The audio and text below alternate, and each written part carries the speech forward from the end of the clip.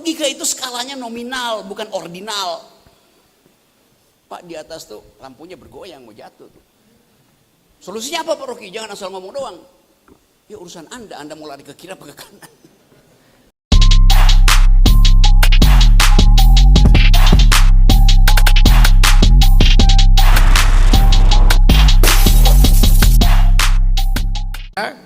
Baik, untuk sesi kedua 3 penanya, silakan Bapak yang bertopi ya.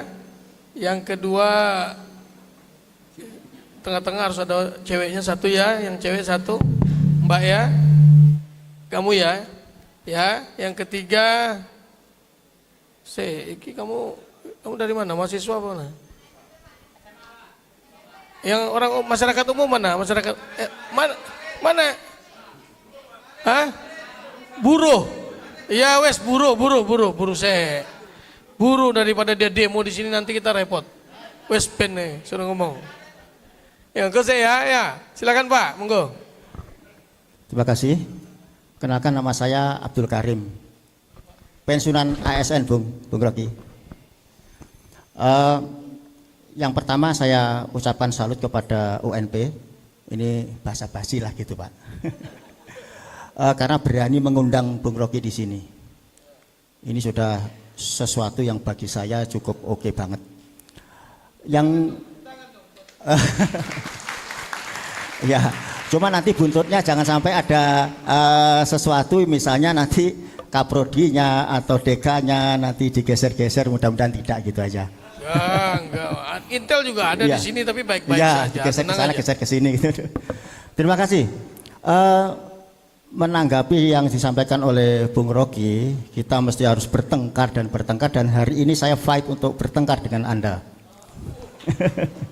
Ya, di beberapa forum atau di beberapa literasi yang saya lihat tentang Bung Rocky, jadi di sini ada bentuk suatu prinsip di mana kita mesti harus akal sehat, semuanya dengan akal sehat. Walaupun akal sehat itu jangan-jangan sih barang baku ya, masih barang baku.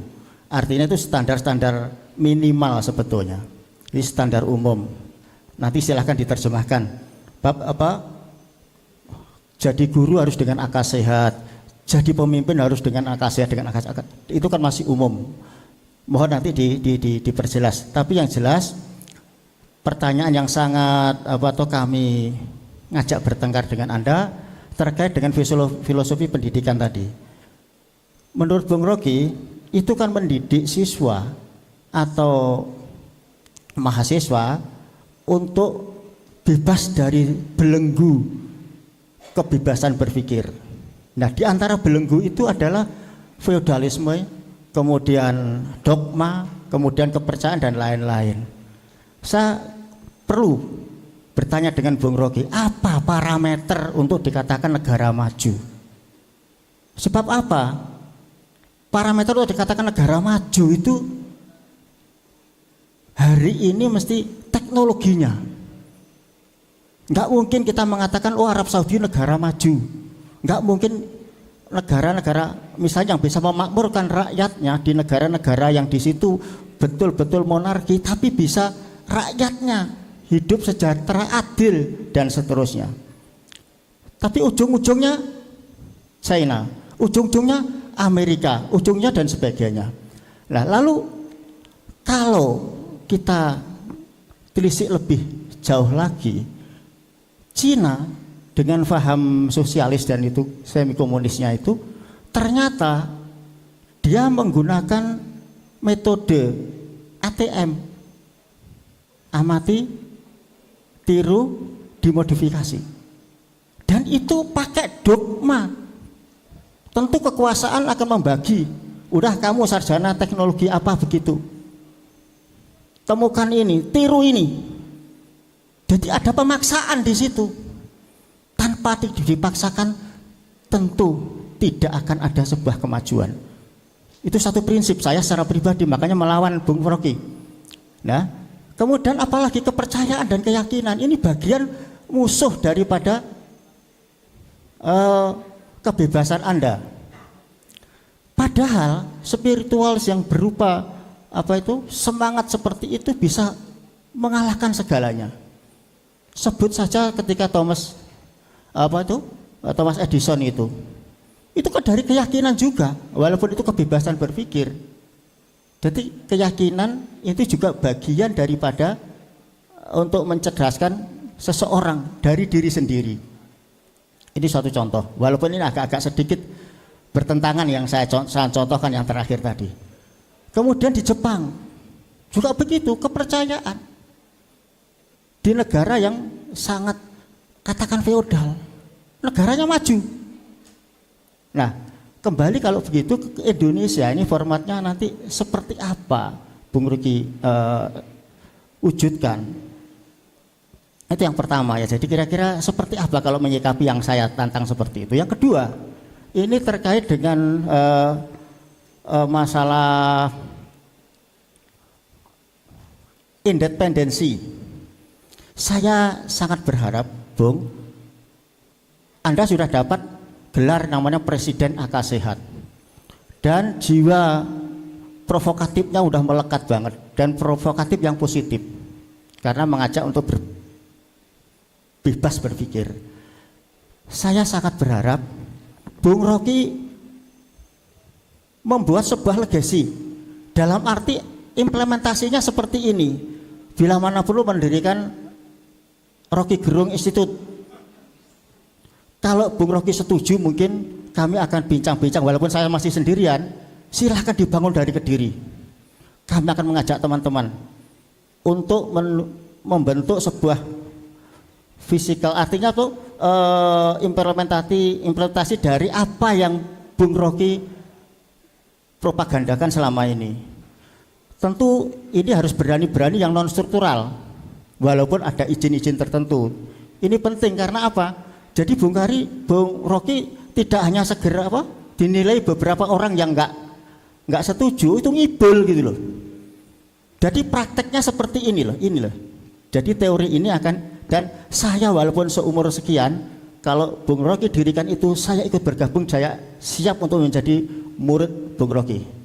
Sekaligus bagaimana ke depan akan muncul seorang pemimpin dari independen, walaupun Bung, itu sekarang sudah presiden threshold-nya sudah 0%.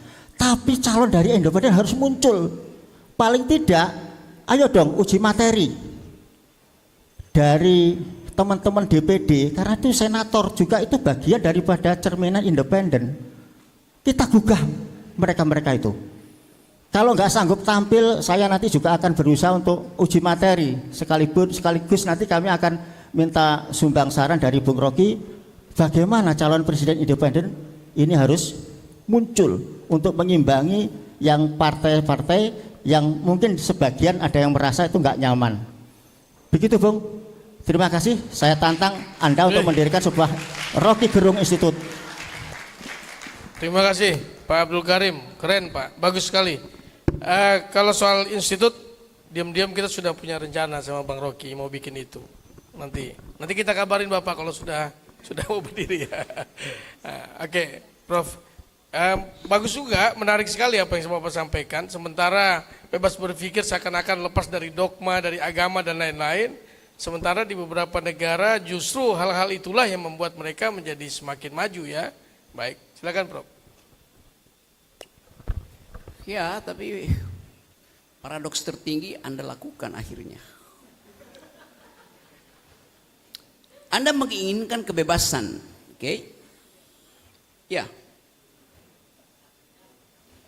Bukan.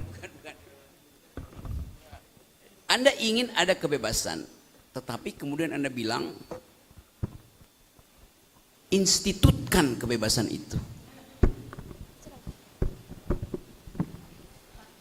Tahu nggak artinya institut? Hentikan kebebasan, itu maksudnya institut. Maaf Bung, kami tidak dalam arti memparadokkan begitu, tidak. Artinya gini. Saya ingin buktikan Anda ada solusi seperti apa. Toh realitanya seperti itu gitu loh. Nah itu. Oke. Toh realitanya seperti itu. Jadi menyerahlah karena realitanya seperti itu. Loh, enggak. Sekarang menantang untuk Bung Rocky, ada solusi seperti apa coba? Sebab rasanya sulit itu. Cina itu sangat kapitalistik. Semua hasil adaptasi, semua hasil kompetisi, semua hasil inovasi itu terjadi karena ada kompetisi di antara kapitalis-kapitalis kecil, bahkan di tingkat desa. Outputnya dikendalikan negara. Begitu yang terjadi di Cina. Bukan dia niru-niru, disuruh kompetisi itu. Tuh, salah baca Cina tuh. Yang terjadi begitu, state capitalism menjamin ada kompetisi. Bukan di dalam wilayah politik, tapi di dalam wilayah pikiran. Yang terjadi di Cina begitu. Ada kebebasan nggak di Cina? Ada. Di mana? Ya dalam kompetisi itu. Bahkan negara gaji orang untuk berkompetisi itu. Kan dasar dari kebebasan adalah kompetisi. Tetapi di ujungnya negara yang menentukan distribusinya ke sana. Dan itu Jerman juga lakukan itu.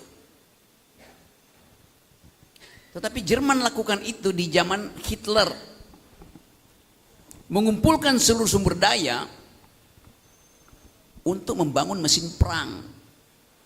Jadi selalu ada social konteksnya tuh. Cina konteks sosialnya adalah dia mesti feeding 2 miliar manusia yang ada di situ. Jerman terganggu harga dirinya karena 2 kali kalah dalam perang. Nah, kita Indonesia tidak didesain untuk hal semacam itu. Karena Indonesia tidak ada prinsip civis pacem para bellum. Kan kita pakai prinsip harmoni. Jadi itu kondisi yang tadi saya terangkan. Ada harmoni, tetapi di dalam harmoni bukan kesetaraan yang bermukim, tetapi hierarki. Hierarki apa? Hierarki feodalisme. Harmoni tercipta kalau ada kesetaraan. Itu bahkan di tingkat negara filosofinya dipalsukan. Karena kita majemuk, karena kita plural, maka diperlukan persatuan. Kemajemukan adalah kondisi ontologisnya. Persatuan adalah solusi politiknya. Saya ulangi ya. Karena ada kemajemukan di Nusantara diperlukan persatuan. Jokowi putar. Demi persatuan tidak boleh ada kemajemukan. Yang mana yang benar? Gak boleh ada oposisi. Kan itu logiknya begitu. Jadi saya ingin maksimalkan dulu konsepnya, baru bertengkar itu. Kalau enggak nanti, ya tapi bukan begitu, ya maksudnya yang beginian. Itu artinya ada pendangkalan. Kita enggak mau uji konsistensi pikiran kita. Kebebasan dan institusionalisasi itu bertentangan. Pak Rocky, lembagakan dong kebebasanmu. Lu artinya enggak bebas lagi. Bukan itu maksudnya. Maksudnya ada solusi. Apa solusinya? Institusi. Ya itu bukan solusi namanya. Itu konsekuensi aja tuh. Silakan yang lain ambil konsekuensi itu kan. Sama seperti kalau saya kasih kritik. Iya tapi Rocky Gerung itu forum diskusi akal sehat cuma kasih kritik terus menerus. Apa solusinya tuh? Loh, saya memilih menjadi kritikus, bukan pemberi solusi. Nggak lengkap dong. Oke, kalau mau lengkap, saya mau jadi pemberi solusi. Saya mesti ambil kebijakan. Di mana? Ya jadi menteri. Ya kenapa nggak jadi menteri? Menteri itu disuruh-suruh presiden. Ya kalau begitu, ya jadi presiden. Kan gampang logikanya kan. Jadi saya tahu bahwa kedunguan itu mengalir karena kita tidak mampu bukan tidak mau berpikir, tidak mampu mempertahankan konsistensi pikiran. Ada lampu di atas itu tuh. Bapak pensiunan Oke. Hati-hati tuh, lampunya mau jatuh tuh. Udah bergoyang tuh, Pak. Oh enggak juga. Saya insya Allah sudah teruji Bang. Udah apa? Sudah teruji. Saya sudah lewat pensiun sudah hampir 5 tahun. Ya. Sehingga saya semangat. Makanya ketemu Bung Rocky di Kediri apapun ya saya Ini nggak ada ingin urusan ketemu. dengan itu. Saya cuma tanya tadi. Ya. Pasti asuransi kesehatan Bapak itu tidak berlaku lagi karena udah selesai ASN kan. Oke. Pak, di atas tuh lampunya bergoyang mau jatuh tuh. Solusinya apa Pak Rocky? Jangan asal ngomong doang. Ya urusan Anda mau lari ke kiri apa ke kanan. Kayak itu loh logiknya begitu. Saya memberi kritik bahwa lampu itu bergoyang. Tapi nggak ada solusi. Solusinya kabur dari situ kan nanti kena. Ya nggak apa-apa kena. Oh ya berarti masih ada asuransi gitu. Ternyata pensiunan. Jadi itu yang saya maksud. Orang menagih sesuatu tanpa dia tahu bahwa urutan berpikirnya itu keliru akhirnya. Tapi saya paham psikologi. Kenapa? Karena ada semacam pepatah di Indonesia. Kritik tanpa solusi itu omong kosong.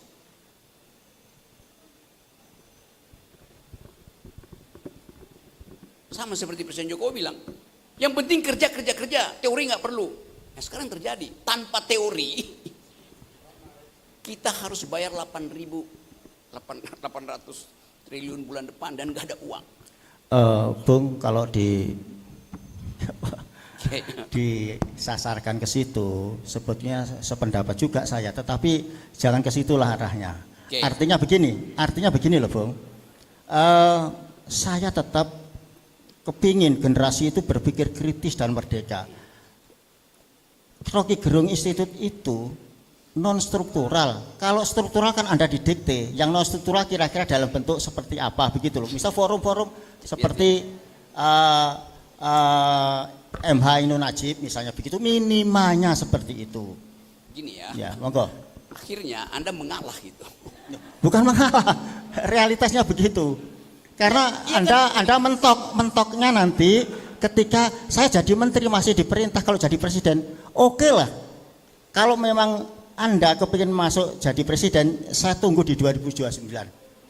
Betul itu, saya tunggu. Karena apa? Saya kepingin yang dari independen memang muncul. Gini. Saya tidak persoalkan, saya persoalkan cara Anda berpikir. Anda bilang begini tadi barusan ya. Jangan bawa ke situ. Jadi bawa kemana? Jangan bawa ke situ dong. Pakai dong pula di situ. Jadi dibawa kemana? Dibawa ke institusi. Oke. Institusi itu menghalangi kebebasan. Enggak, ada dua institusi. Yang struktural dan yang non struktural. Dua-duanya institusi. Struktural non struktural itu status hukumnya. Kan begitu soalnya. Itu yang saya bilang tadi. Kalau kita mau berpikir total, hitung konsekuensi dari argumenmu itu, akhirnya jadi ya tukar tamu ya, bukan yang dimaksud. Loh kalau bukan yang dimaksud dari awal jangan maksudkan itu. Ya. Begitu cara berpikir. Ya, cara berpikirnya tolong untuk tidak menjustis karena saya seorang pensiunan begitu. Tolong saya hadir di sini hanya untuk identitas diri saja gitu loh maksud saya. Kalau pensiunan kemudian saya tidak merasa seorang monggo. Udah begini ya. Sudah selesai. Gini, saya tahu maksudnya. Jangan tersinggung, itu poinnya. Saya gini. Loh, saya ngajak bertengkar kok. Semakin Bung Rocky marah kan saya seneng. Apa dikira enggak? Karena itu saya terangkan. Nanti kan lepas kendali akhirnya emosional kan begitu jawabannya. Gini, Terima kasih Bung. Oke, Anda bilang jangan karena saya pensiunan. Anda memang pensiunan, kan faktanya itu. Nah karena itu saya mau terangkan logikanya. Anda pensiunan itu fakta sosial. Oke, apa konsekuensinya? Kewajiban negara untuk memberi jaminan asuransi berhenti. Konsekuensinya kalau lampu itu jatuh, artinya ada external cost, bukan lagi negara. Jadi saya tidak katakan Anda, yang saya terangkan peristiwa di ruangan ini, bukan Anda, itu maksudnya tuh. Oke. Ya tahu itu jawaban basa-basi saja. Ya, Terima kasih. Ya nggak apa-apa Bung. Saya tetap ngefans Anda kok.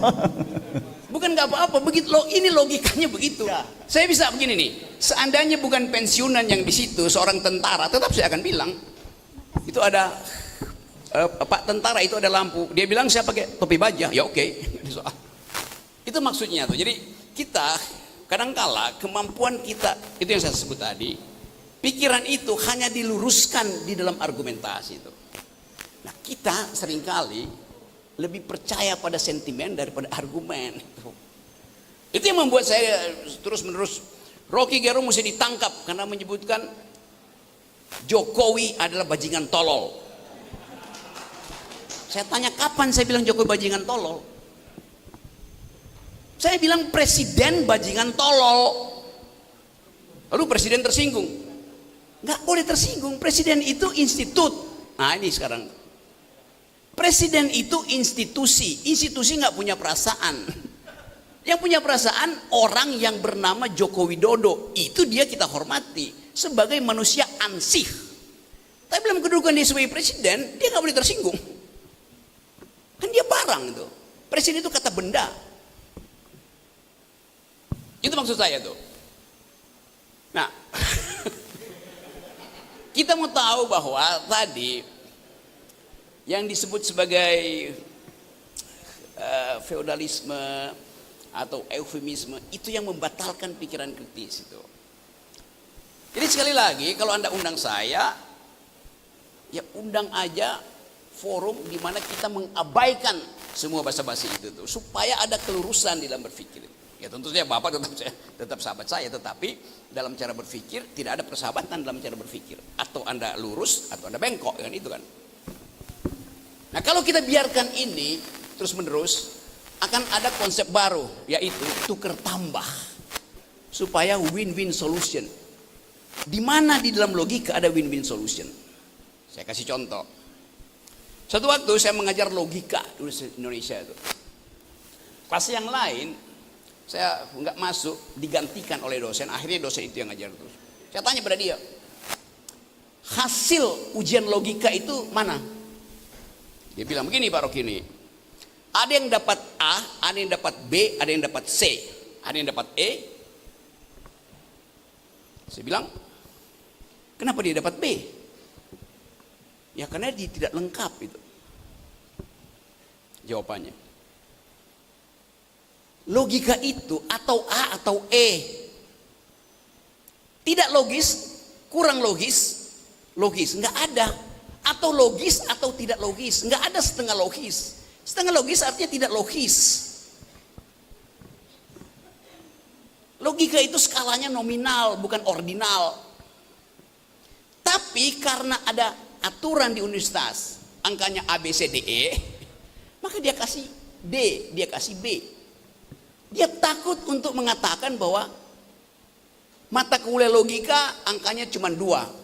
Atau Anda A atau Anda E, lulus atau tidak lulus.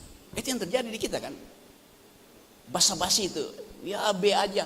Lo B artinya tidak logis. Bukan tidak logis Pak, apa dong? Kurang logis. Kurang logis artinya tidak logis. Itu dasarnya. Akar ketiga dari 8 sama dengan, yang belajar matematik, berapa? Akar ketiga dari 8. 2. Kenapa?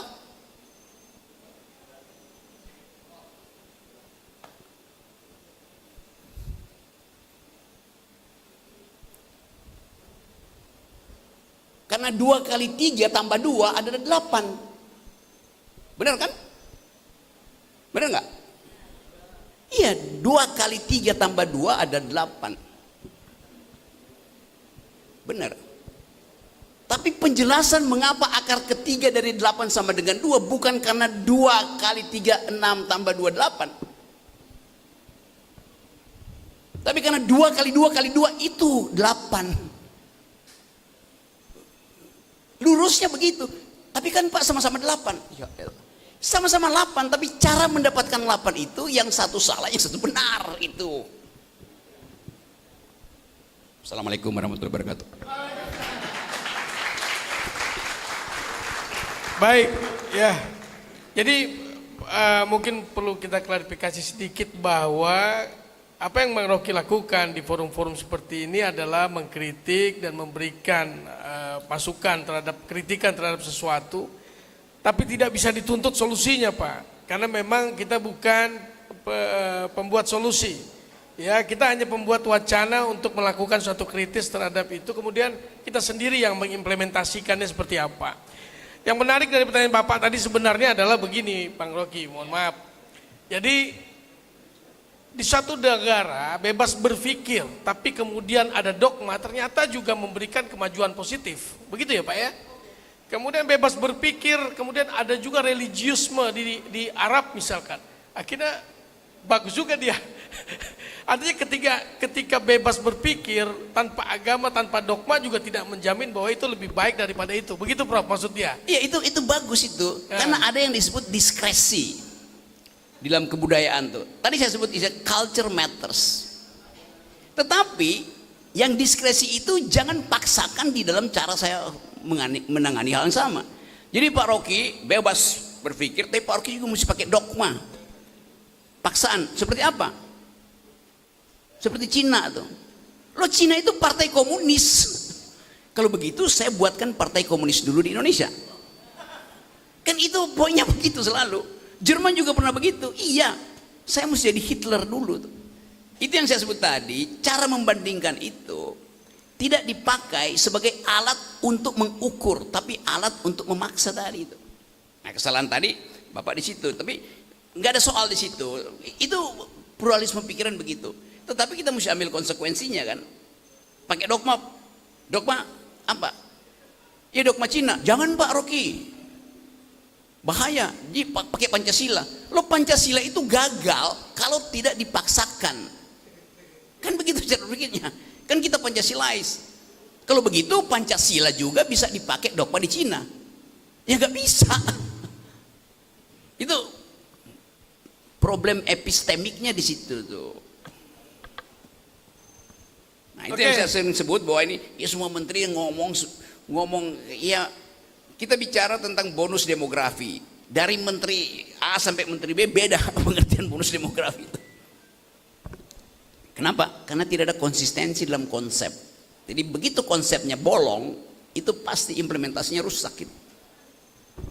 Ya, Pak Abdul Karim, terima kasih Anda sudah memberikan satu situasi yang menarik hari ini.